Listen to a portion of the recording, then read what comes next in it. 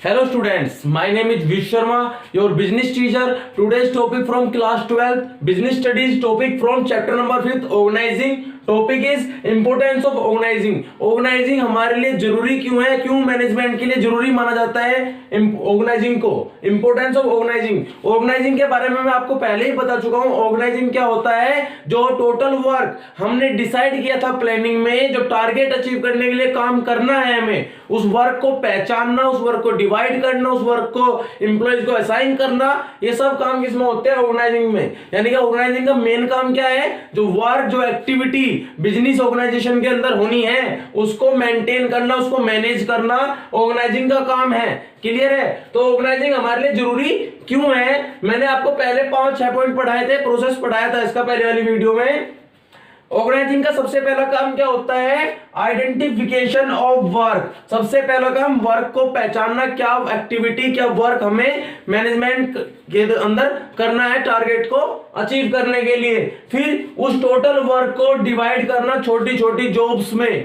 Clear है। और वो जॉब की ग्रुपिंग करना कि सेम जॉब जो है, सिमिलर जॉब जो है, उसकी ग्रुपिंग करना जिससे कि स्पेशलाइजेशन आ सके तो जल्दी से काम हमारा क्लियर हो।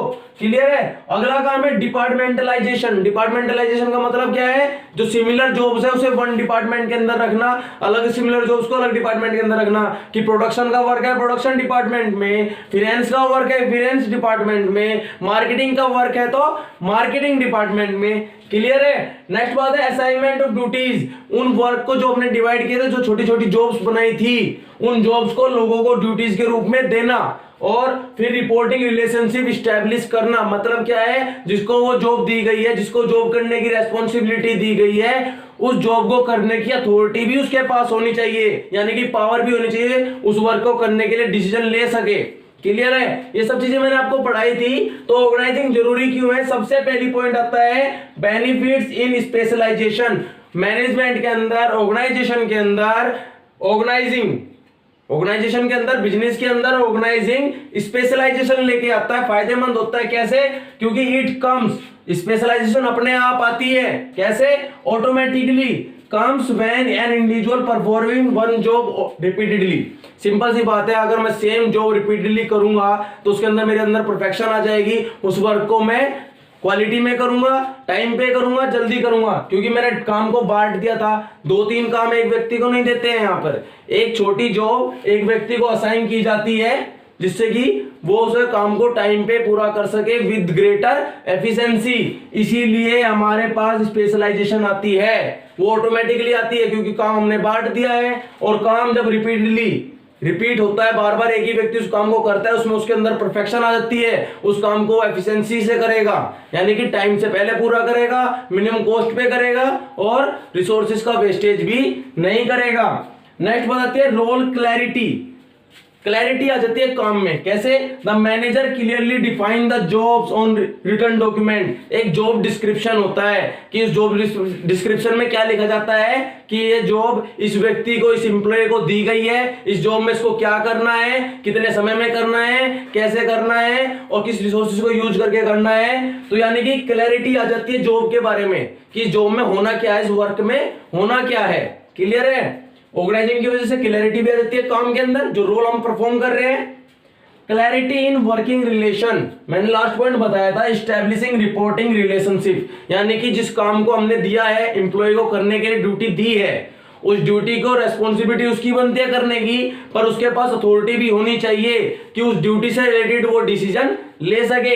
इसीलिए हमारे काम के रिलेशन में क्या आती है, क्लैरिटी आती है। What, how much power and authorities enjoyed by the individual manager. जिस इंडिविजुअल को वो जॉब दी गई है, जिस मैनेजर को वो जॉब दी गई है, उस जॉब के अंदर उसके पास कितनी अथॉरिटी है और क्या अथॉरिटी है, उसे अगर पता हो तो उसमें अपने काम में उसके अंदर रिलेशन बनता है, क्लैरिटी आ जाती है, संबंध अच्छे रहते हैं। नेक्स्ट बात आती है optimum utilisation of resources. Simple सी बात है, जब एक सिंगल जॉब एक सिंगल व्यक्ति को दी जाएगी, सिंगल जॉब सिंगल एम्प्लॉय करेगा तो स्पेशलाइजेशन आएगी, और स्पेशलाइजेशन आएगी परफेक्शन से काम करेगा, एफिशिएंसी से काम करेगा, एफिशिएंसी से काम करेगा तो रिसोर्सेज का कम से कम वेस्टेज होगा और आगे आने वाले फ्यूचर जनरेशन के लिए उसको सेव भी कर सकता है। यानी कि नो और लेस चांस, कम और चांस होते भी नहीं है किसके, डुप्लीकेशन ऑफ वर्क। काम एक ही व्यक्ति करता है, अच्छे से करता है तो एक काम दो व्यक्ति नहीं करते, या दो काम एक व्यक्ति नहीं करता, डुप्लीकेशन ऑफ वर्क नहीं होता, इसलिए रिसोर्सेज का कम से कम वेस्टेज होता है। कोऑर्डिनेशन, कोऑर्डिनेशन को हम मान सकते हैं डिपार्टमेंटलाइजेशन से।